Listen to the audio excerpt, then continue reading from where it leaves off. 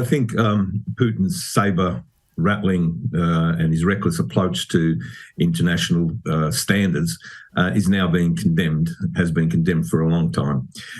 He's now talking about not only 300,000, he's talking about 1 million, he's talking about nuclear weapons and so on.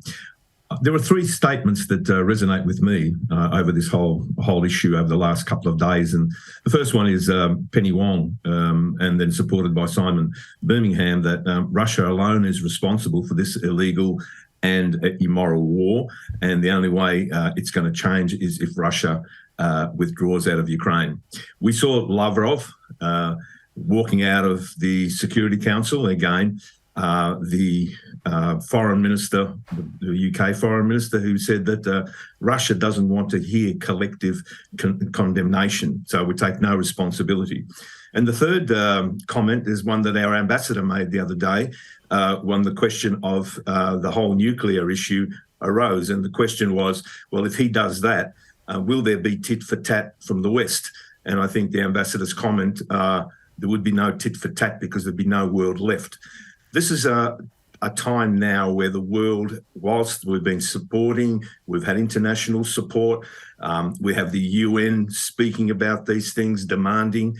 It is now time for the world to come more closely together to make sure that a number of things happen. One, we need that military aid, and we call on the Australian government and international community to give Ukraine the military aid it needs. Secondly, on the issue of the war crimes, you know, you just showed us the pictures of the grand final. That is normal life. I mean, why can't Ukraine have normal life? We have these mass murders. We have the torture. We have the international court saying we need to investigate. Yes, not only do we need to investigate, but at the same time, we need to bring people to responsibility. And if never, now is the time to state that Russia is a terrorist state. Putin is now totally out of control.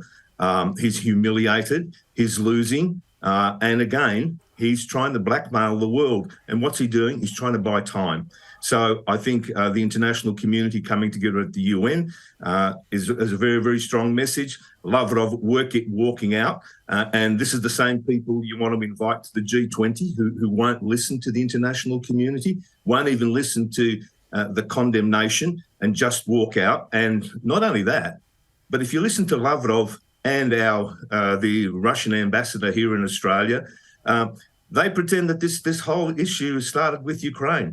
Even the concept of having a referendum in somebody else's country.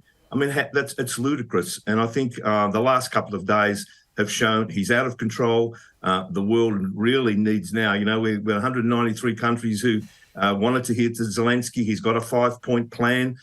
We ought to support that 5-point plan. And as Penny Wong said, the only way to deal with this is for Russia to leave Ukrainian soil and stop trying to impose a different sovereignty in terms of Ukraine.